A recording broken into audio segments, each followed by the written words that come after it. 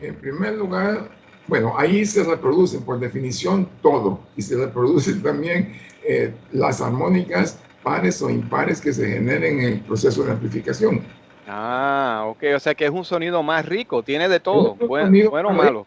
es definitivamente un sonido más rico y algunos pueden pensar, de hecho lo hay, pero eso es lo que se llama la distorsión armónica. Se llama distorsión armónica porque tú sabes que cuando se genera eh, una onda a una determinada frecuencia, automáticamente se generan armónicas pares e impares. El problema con estas armónicas pares o impares es que en algunas circunstancias pueden producir lo que se llama interferencia constructiva y otras veces interferencia destructiva. Y ese problema es un problema muy difícil de eliminar. Yo creo que es bastante difícil de eliminar. Y ese es un criterio que usan los diseñadores de amplificadores de transistores, utilizar, pues digamos, el segundo orden de distorsión para hacerlo sonar más como un amplificador de tubo. Juegan con eso, ¿no? Definitivamente que sí, definitivamente que sí. Porque fíjate que estos problemas de la distorsión armónica en realidad no está muy relacionada con el hecho de que estamos usando un transistor o estamos utilizando un tubo. Más que todo está relacionado con el hecho que para los acoplamientos se utilizan condensadores. Entonces, el condensador tiene la peculiaridad que bloquea la corriente directa, pero deja pasar las corrientes alternas. Una señal de alta frecuencia es una señal de corriente alterna cuyas frecuencias oscilan porque es la música está compuesta, tú lo sabes mejor que nosotros, de infinidad de frecuencias diferentes, ¿verdad? Así es que cuando estas frecuencias pasan a través del condensador, el condensador pasa unas mejor que otras, unas las suma y otras las restas. Entonces, ahí mismo se produce una distorsión armónica que es realmente la única forma de controlarlo es teniendo un acoplamiento directo, que hay también. Hay también sistemas de acoplamiento directo, más complicado, pero existe, incluso en tubos. Y se ha venido estudiando eso casi que desde que el tubo era tubo. Claro. Y es curioso que usted mencionó eso porque digamos que en un teatro, en la música, cada instrumento genera su propia distorsión idónea. Por ejemplo, la caña del oboe que yo uso, si yo toco esta caña y lo pongo en un osciloscopio, ni siquiera sale una onda, lo que sale es un ruido de onda súper desordenada. Pero una vez lo pongo en el instrumento, sale un sonido puro. Y claro, cada instrumentista genera distorsión, pero hasta ahí llegó, porque no hay ninguna otra, en la cadena, no hay otros eslabones que produzcan distorsión como en el estéreo. En un sistema de sonido, cada componente produce distorsión. Y en el teatro, lo único que produce distorsión, los únicos transductores que se distorsionan son los oídos. Si yo estoy en el foso y hay 115 decibeles, me tengo que tapar los oídos. Hasta ahí llega el sonido puramente hasta los oídos de uno, ¿no? Pero en la cadena electrónica, yo pienso, ahora con mi experiencia de este amplificador pequeño, que los tubos funcionan como el martillo y la cóclea de un oído. Digo, no es una cuestión muy poética, pero me parece ser algo más cercano que un simplemente que un transistor frío. Es Bueno, una mira, visión muy poética, yo sé, pero me perdona. no, está muy bien, está muy bien. Y fíjate que realmente ya que tú lo mencionas ahí, bueno, cuando en los huesecillos del oído, cuando tú sumas las ventajas mecánicas de cada uno de los, ¿cuántos son? Cuatro huesecillos antes de llegar al tímpano, ¿verdad? Que conectan hacia el tímpano, el yunque, el lenticular, estribo y me falta uno. Bueno, lo ¿La cóclea? interesante, No. ¿cómo son? A ver, martillo, yunque, lenticular y estribos también, esos Ah, sí, son ok. cuatro. Entonces, cada uno de estos huesecillos tienen una forma tal que dan una ganancia, una ventaja mecánica.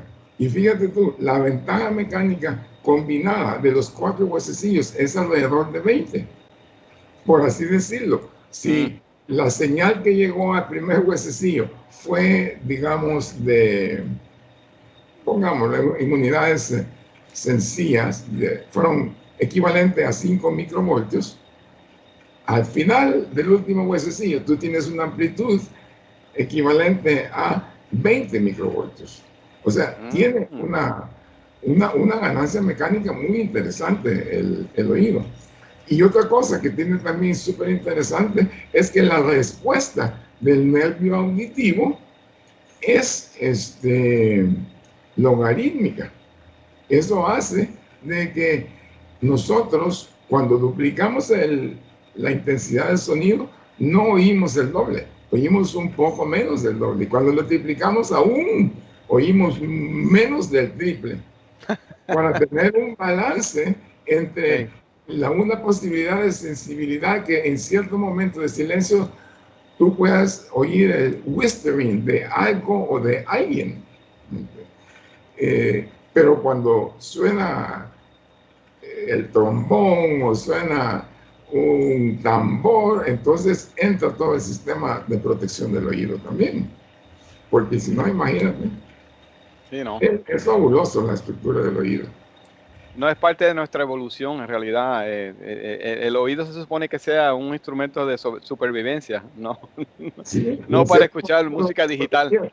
En un silencio absoluto y en una emergencia, la ventaja mecánica de tus huesecillos te hace escuchar hasta que un grillo o alguien pasó o lo que sea, ¿no? Pero también tienes un mecanismo de protección.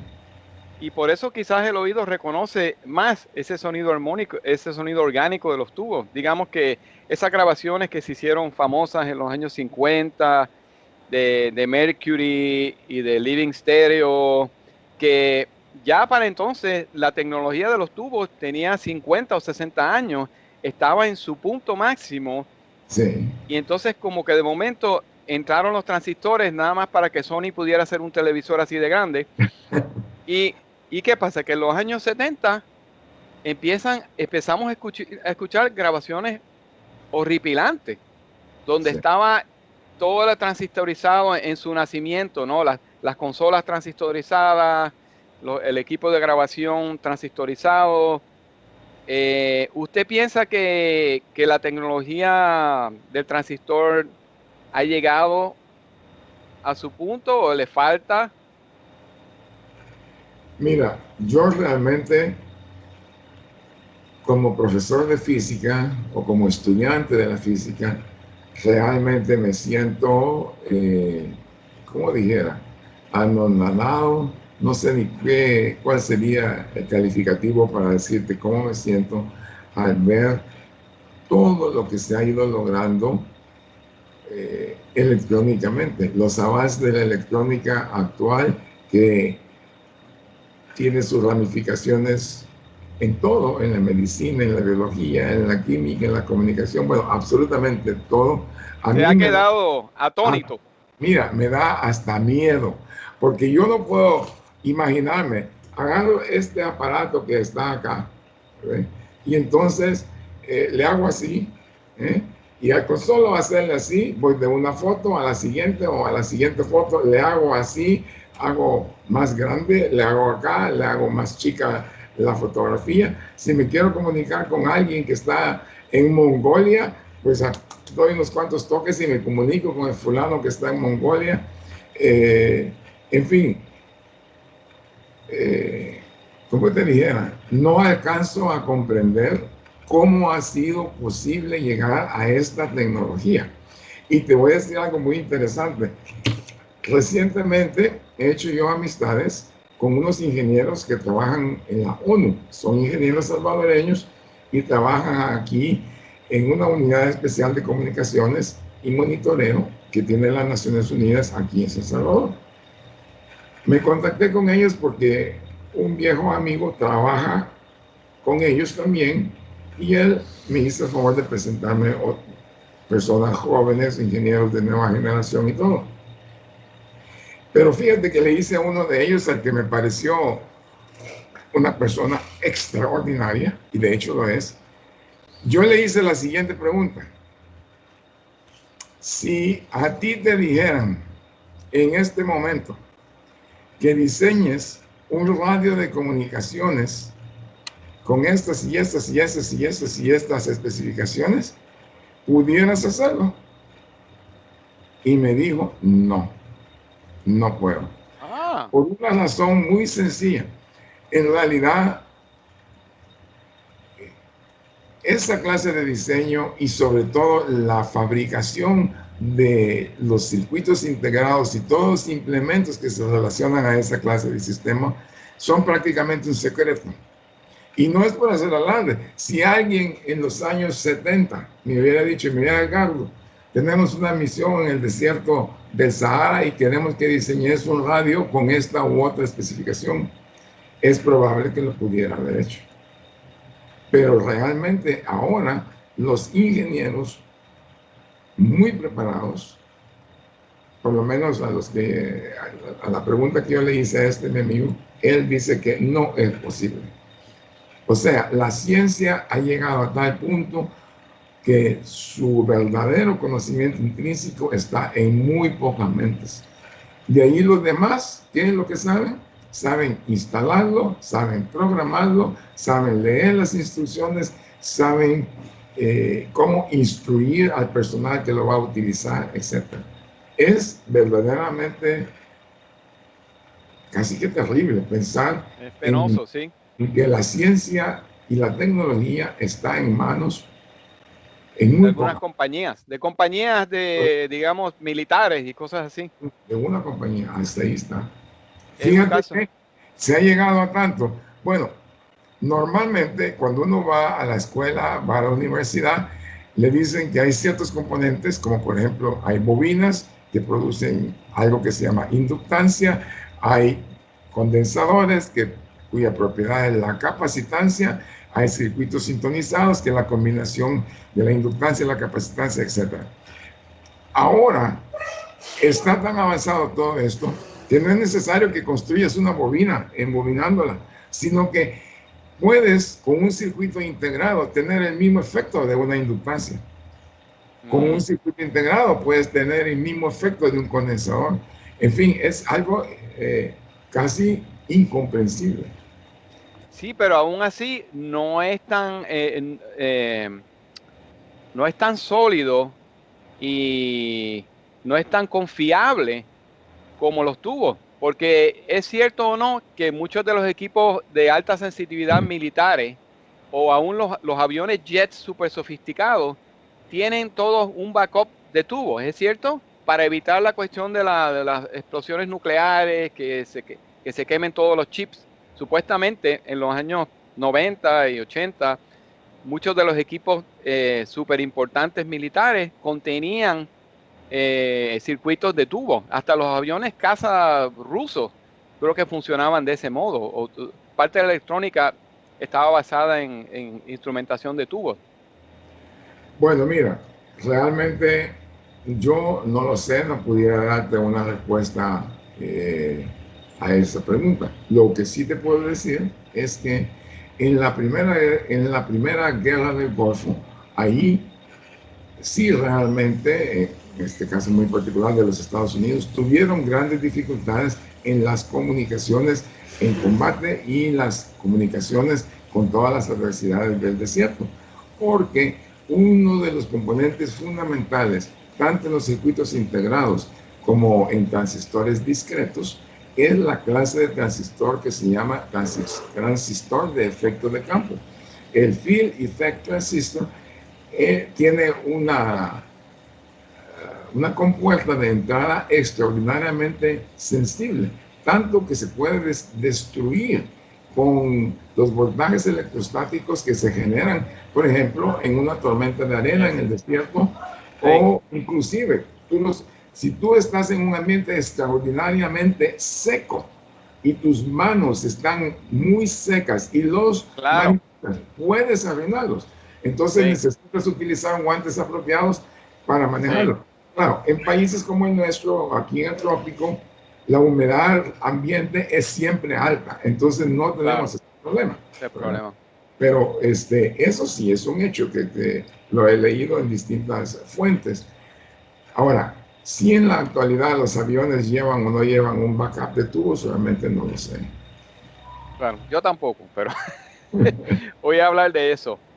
Hablando usted dijo un efecto de campo se me ocurrió el tema de los años 30 y 40. Se utilizaban estas bocinas con unas bobinas que le decían el field coil, field voice coil o algo así, que No, eran, field coil. ¿ah? Se llama field coil. Ajá, que Coil. supuestamente eran Bobina de súper campo, en español eficientes. se llama bobina de campo. Y esa clase de bocinas en español le decíamos nosotros bocinas con bobina de campo. Ah, Es- porque eh, También se le da el nombre de bocinas electrodinámicas o electrodynamic speakers. ok, he A las visto que están de moda. Hay gente que están reconstruyéndolas, utilizándolas. Definitivamente. Pero te voy a decir, mira, la historia de la bocina es una historia verdaderamente fascinante.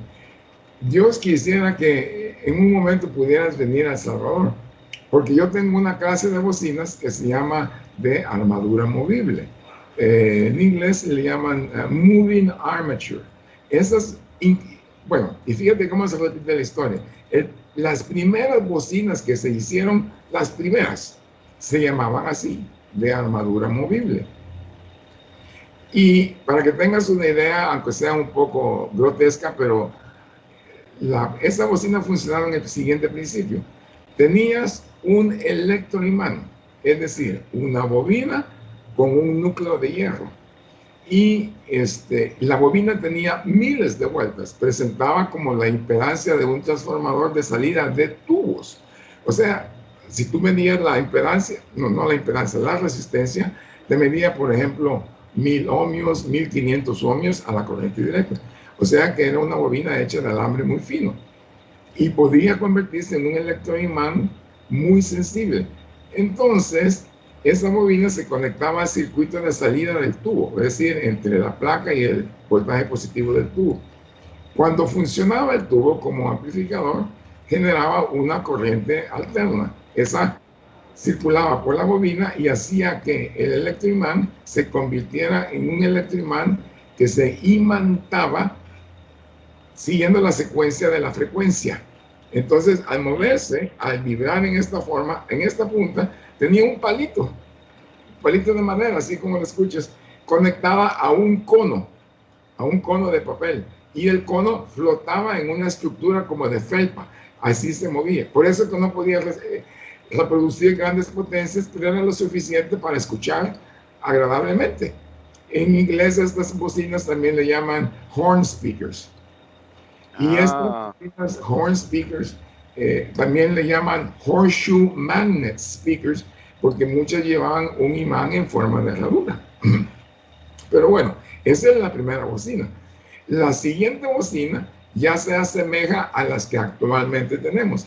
La diferencia fundamental es que como no tenían un imán suficientemente fuerte, tenían que utilizar un electroimán. Entonces tienes tú un núcleo, embobinas el electroimán, luego sobre ese núcleo de hierro se mueve una bobinita y esa bobinita está conectada al cono. Así funciona la bocina actual, excepto que no tiene un electroimán, sino que lleva un imán permanente.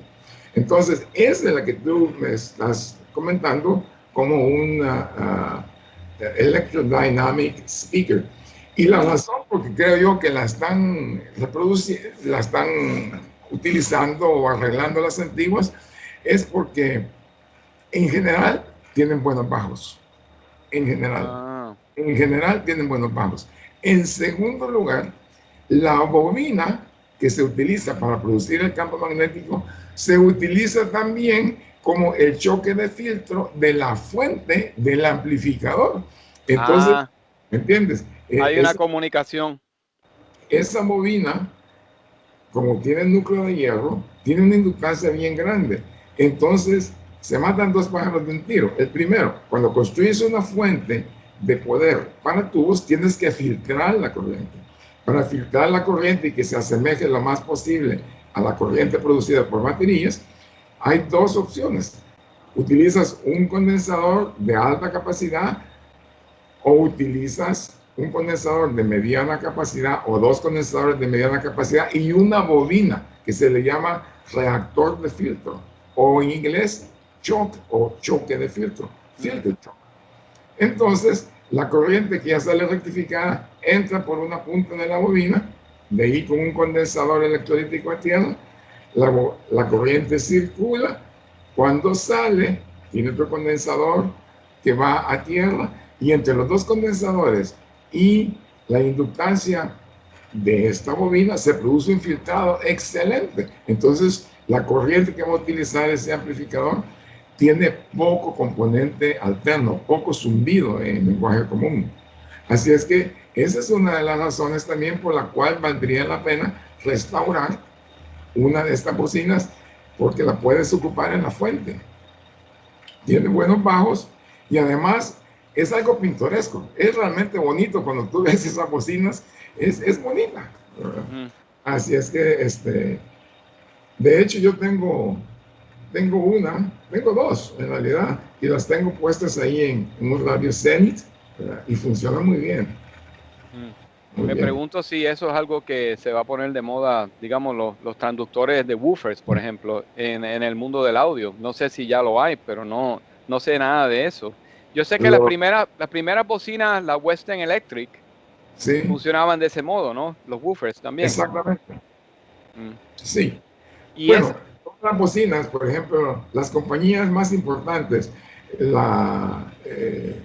digamos, en Estados Unidos, la RCA, la General Electric, la Westinghouse, luego otras compañías como la Philco, la Emerson y Stuart Warner, etcétera, utilizaron bocinas de esta clase en un principio. Pero cuando se descubrió el imán álnico, el imán álnico es un elemento de la no, raro de eso, ¿no? Es que te iba a decir que, pero no encuentro ahorita la palabra. Es una abreviación de tres nombres: aluminio, níquel y cromio o cromo. Por eso se llama álnico, porque el álnico es una aleación que contiene aluminio, que contiene níquel y que contiene cromo. Esta aleación produce un imán permanente de larga duración. O sea, el magnetismo no se pierde fácilmente. Y fue inventado precisamente por los japoneses y tuvo muchísimo impacto no solamente en la industria de la cocina, sino que en la industria audiofrecuente también. Y en la industria de la guerra. Claro, ahí siempre es que se hacen los avances, desgraciadamente. Le iba a decir, porque todo esto que me está hablando, me viene solamente una cosa a la mente, pero especialmente cuando me habló de la primera bocina, me habló de un aparato, un transductor que tenía, parece que muy poca masa, y me hizo recordar a los fonocaptores de bobina movible, de moving coil, que es como el recíproco de la bocina. El sonido se genera por le dicen voladizo, el cantilever, que es muy ligero, con muy poca masa, que tiene una bobina con unos alambres súper finos. Por eso es que los fonocaptores japoneses son muy valorados, porque está el viejito ahí con mucho cuidado y el microscopio embobinando, ¿no?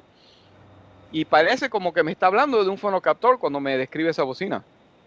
Has hecho una analogía correcta. Definitivamente es el proceso inverso. Es el proceso inverso. Porque ¿qué pasa en el fonocaptor? Se hace una presión sobre la aguja se mueve para arriba y para abajo, corta las líneas de fuerza del campo magnético que se genera en el embobinado y eso produce un voltaje, una señal pequeña, pero una señal audiofrecuente. Mientras que en el proceso de la bocina es a la vez, tú inyectas la señal y la señal al final produce un proceso mecánico que es el movimiento del cono, ¿verdad? Ahora, el ingenio del ser humano es grandísimo. Ese mismo principio, incluso por el gran problema de patentes, porque una de las razones por las que quizás la radio progresó rapidísimamente, pero no solamente se condujo una batalla en los laboratorios, en los bancos de trabajo o de diseño, sino en los juzgados, que cada quien decía, esta patente es mía, esta patente no es tuya, yo la inventé primero, etcétera, ¿no? Así es que esa circunstancia también hizo que se produjeran diferentes variantes de, por ejemplo, de esta clase de bocinas. Entonces se logra ese método, se logra ese resultado con diferentes métodos, pero al final de cuentas siempre eran unas bocinas de bobina móvil, ¿no? De bobina móvil, de armadura movible. La actual bocina es la que llamamos de bobina móvil y también la electrodinámica es de bobina móvil. Es curioso porque cuando me habla de patentes, tengo un amigo, Carlos Villarreal, a quien entrevisté también. Él es un gran audiófilo que sabe mucho de fonocaptores, y hablamos de los diferentes tipos de fonocaptores, mayoría japoneses, cómo le denominaban la tecnología, y muchos, aunque eran todos a una resistencia de 47 kiloohmios, cada marca utilizaba su propio nombre tecnológico. Por ejemplo, estaba el Moving Magnet, pero también había Moving Flux, Moving Iron, Moving Permalloy, y no dudo que haya diferencia, pero aún así, como que nadie se atreve a utilizar el mismo nombre No, para sí, la tecnología. definitivamente que no, porque eso tiene problemas legales, creo yo, bastante grandes. Mm, Sí. qué bien. Ya, no lo voy a robar mucho más tiempo.